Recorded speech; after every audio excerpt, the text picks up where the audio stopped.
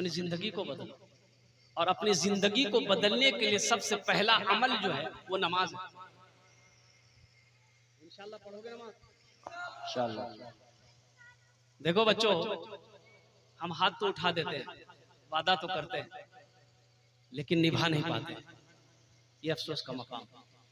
आज हमारी मस्जिदें खाली है, हमारी मस्जिदें खाली है। बताओ इस मोहल्ले में बरकत होगी? आज हम रोना रो रहे हैं, मेरे घर में बरकत नहीं हजरत, परेशानी बहुत है। माँ बीमार रहती है, बाप बीमार रहता है, कारोबार नहीं चल रहा है, तिजारत में बरकत नहीं है। अरे तुमने अल्लाह के घर को आबाद नहीं किया, तुम्हारे घर आबाद कहां से होगा? अल्लाह कहता है तुम मेरे घर को आबाद करो, हम तुम्हारी जिंदगी आबाद कर देंगे, हम तुम्हारे घर को आबाद कर देंगे। तमाम अंबिया किराम अलैहिमुस्सलातु वल तस्लीम बैतुल मुक़द्दस में तशरीफ लाए।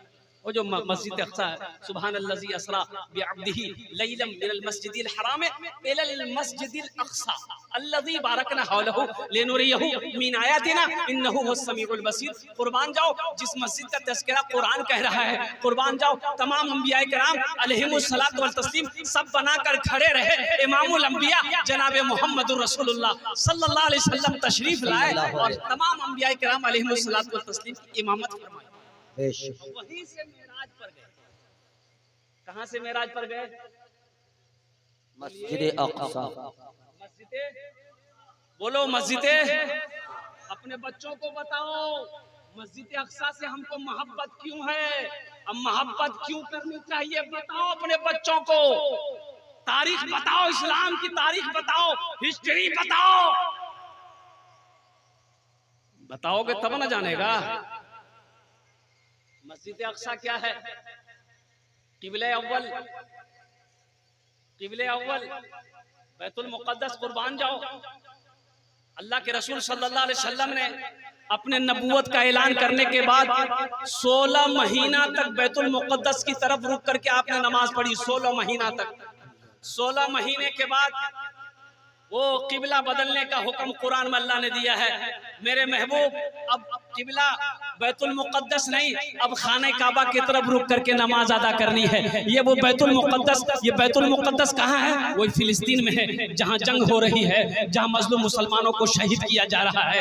अल्लाह अकबर कबीरा। नौजवानों, हर नमाज में फिलिस्तीन के मुसलमानों के लिए दुआ करो, सजदे में दुआ करो, रुकू में दुआ करो, रुकू में दुआ करो, उनके लिए उठते बैठते दुआ करो कि अल्लाह तबारक व तआला गैबी मदद फरमाए और दुश्मन को निस्त नाबूद करे। आमीन आमीन। दुआ बताया गया कि बगैर नमाज की दुआ कबूल नहीं होती। बगैर नमाज की दुआ तो नमाज पढ़ोगे इंशाल्लाह। देखो, कच्चा वादा मत करना, जो नहीं पढ़ोगे वो हाथ मत उठाना। हम ये कहते हैं, हमसे झूठा वादा मत कर।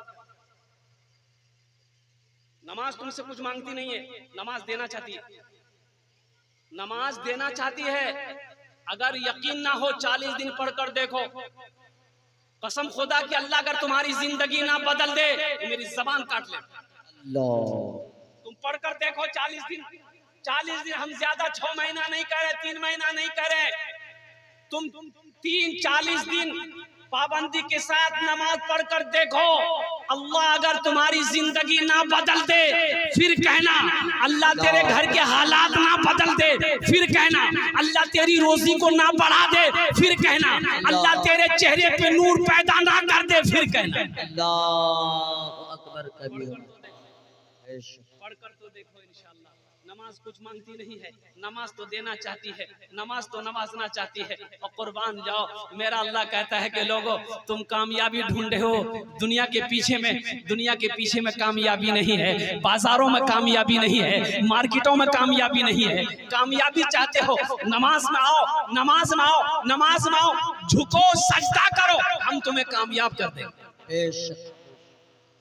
इंशाल्लाह। पक्का वादा करो इंशाल्लाह। कितने लोग तैयार हो इंशाल्लाह? हाथ उठा के रखना इंशाल्लाह, मैं देखना चाहता हूँ। अल्हम्दुलिल्लाह। अल्लाह, ये कबूलियत की घड़ी है मेरे मौला। हमारे बच्चों ने हाथों को उठाया है, नमाज की मैंने दावत दी है।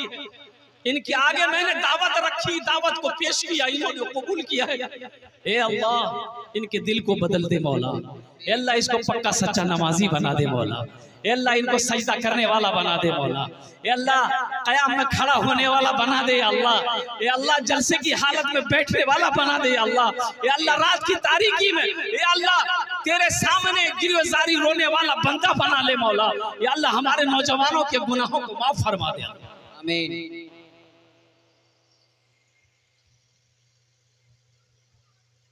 गुनाहों पे हूँ शर्मिंदा इलाही दरगुजर कर दे।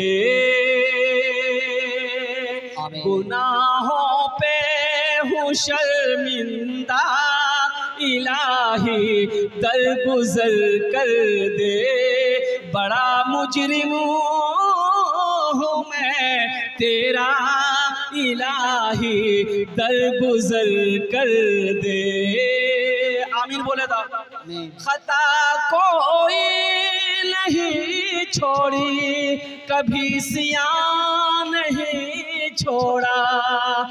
सब करता हूँ मैं तौबा इलाही दरगुजर कर दे। बड़ा मुजरिम हूँ मैं तेरा इलाही दरगुजर कर दे। खिलौना हाथ का पुने बना रखा है शैतान ने। बना ले अपना तू बंदा इलाही दरगुजर कर दे। बड़ा मुजरिम हूँ मैं तेरा इलाही दरगुजर कर दे। गुनाहों पे हूँ शर्मिंदा इलाही दरगुजर कर दे। आमीन बोलो ताला। नमाजों की पाबंदी करो, हराम छोड़ो, हलाल खाओ। एक बात याद रखना, हराम कमाएंगे, बच्चों को खिलाएंगे, वो बच्चा आपका फर्मा बरदार कभी नहीं होगा। बात समझ रहे हो ना? हराम कमा कर लाएंगे, बाजार से मार्केट से झूठ बोल कर लाएंगे, बच्चे को खिलाओगे, वो बच्चा बड़ा होकर आपका कहना नहीं मानेगा, आपका फर्मा बरदार नहीं हो सकता। वो बच्चा नाफरमान होगा और वही बच्चा खुट्टा में बांध कर मारेगा। हलाल कमा कर लाओ, हलाल खिलाओ, इंशाअल्लाह घर के अंदर में बीमारी नहीं होगी, आफत बला से भी बचोगे। हलाल अपने बच्चे को खिलाओगे, अल्लाह तेरे बच्चे को तेरा फर्मा बरदार बना देगा। इंशाअल्लाह हलाल कमाएंगे, चाहे वो 100 रुपया ही हो, लेकिन हलाल होना चाहिए। हमें 500 रुपया हराम का नहीं चाहिए। मुसलमान की ये शान है। कुर्बान जाओ नौजवानों, नमाजों की पाबंदी करो। सबसे अपने किरदार को बदलने के लिए सबसे पहला अमल मैंने कौन सा बताया?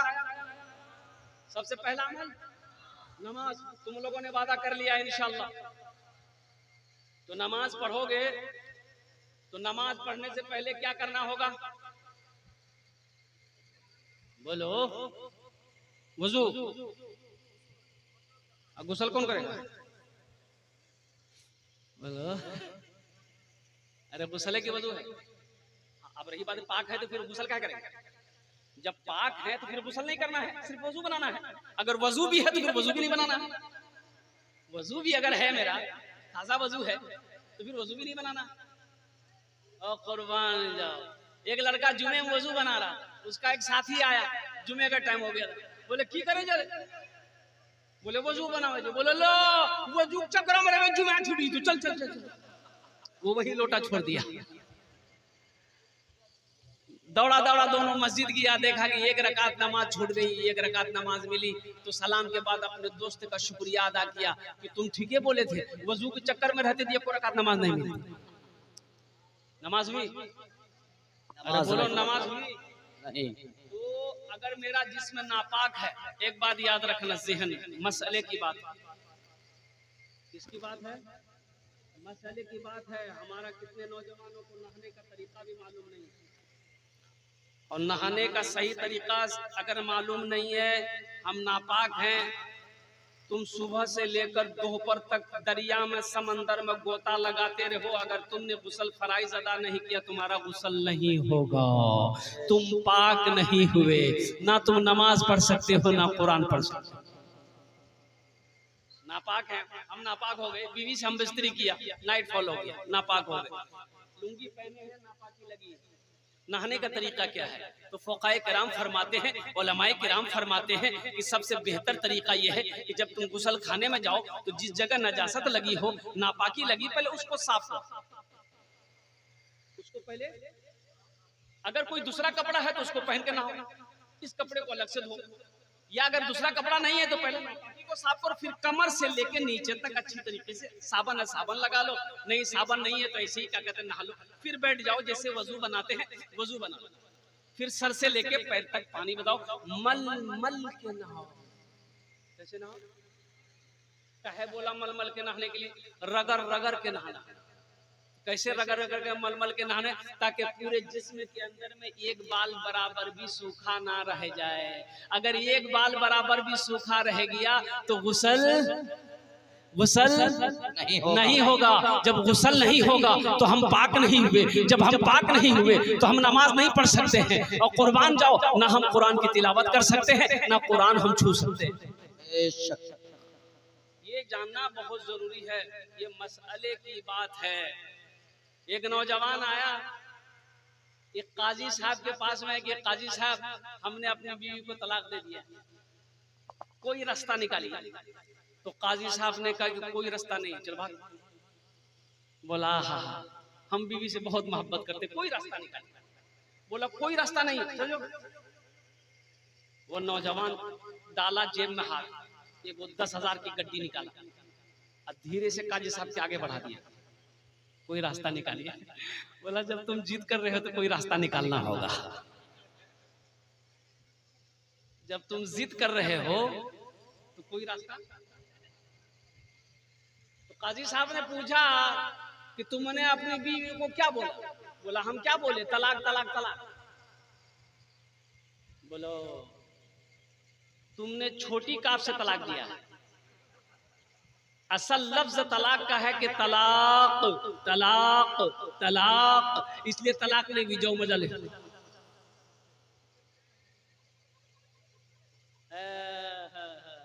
नौजवानों अच्छा बताइए गुस्ल में क्या फर्ज है? वो बताता चलो अल्हम्दुलिल्लाह।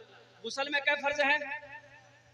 पहला फर्ज क्या है? कुल्ली करना, कुल्ली करना। हालांकि गरगरा करने का हुक्म भी है, गरगरा करे। अब वो गरगरा कैसा होता है तो समझ, लेकिन रमजान में गरगरा करने के लिए मना किया है कि रोजे की हालत में गरगरा ना करो, रोजे की हालत में गरगरा ना करो, इसलिए कि गरगरा करोगे वो अंदर चला जाएगा पानी। अब हम बता दिए हैं रमजानों में गड़गड़ करना और धीरे धीरे पानी अंदर करते रहना। बोले मौलवी साहब लो जी गरगरा करेगा। गुस्ल में 3 फर्ज है। पहला फर्ज है गरगरा करना, कुल्ली करना। दूसरा फर्ज नाक में पानी चढ़ाना, कहाँ तक? जहां तक नरम गोश्त है, ताकि अंदर भी भीग जाए। और तीसरा फर्ज है सर से लेकर पैर तक पानी बहाना। ये 3 फर्ज गुस्ल में है। और वजू के अंदर में 4 फर्ज है। वजू के अंदर में क्या फर्ज है याद रखना। सबसे पहले सुन्नत तरीका यह है कि किबला रुख हो, अब बैठो पानी लेकर ये गट्टों तक हाथ धो, ये सुन्नत है। ये अच्छा देखो वजू में कुल्ली करना सुन्नत है अल्हम्दुलिल्लाह, फर्ज नहीं है। गुस्ल में फर्ज है लेकिन वजू में सुन्नत है। पहला फर्ज जो वजू में है वो चेहरे का धोना। किसका धोना है? कहाँ तक चेहरा किसे कहते हैं? चेहरा कहाँ से कहाँ तक है?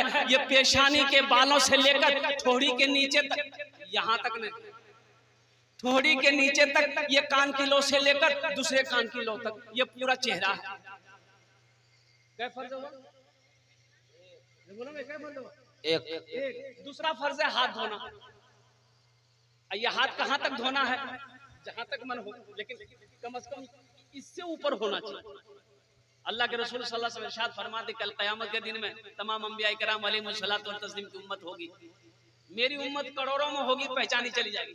तो साहबा ने पूछा कि या रसूल अल्लाह 1 करोड़ में आपकी उम्मत होगी, कैसे पहचानी जाएगी? तो अल्लाह के रसूल ने इरशाद फरमाया कि वजू जब मेरी उम्मत जब वजू बनाएगी ना, जब चेहरा धोती है, हाथ धोएगी मेरी उम्मत, पांव धोएगी, तो नमा वजू की बरकत से, वजू की बरकत से कल कयामत के दिन उसका चेहरा चमकता हुआ नजर आएगा, उसका हाथ चमकता हुआ नजर आएगा, उसके पैर चमकते हुए नजर आएंगे। वो करोड़ों अरबों के मजमा में भी रहेगा, पहचान में आ जाएगा कि उम्मत मोहम्मदिया। सुभान अल्लाह, सुभान अल्लाह, सुभान अल्लाह।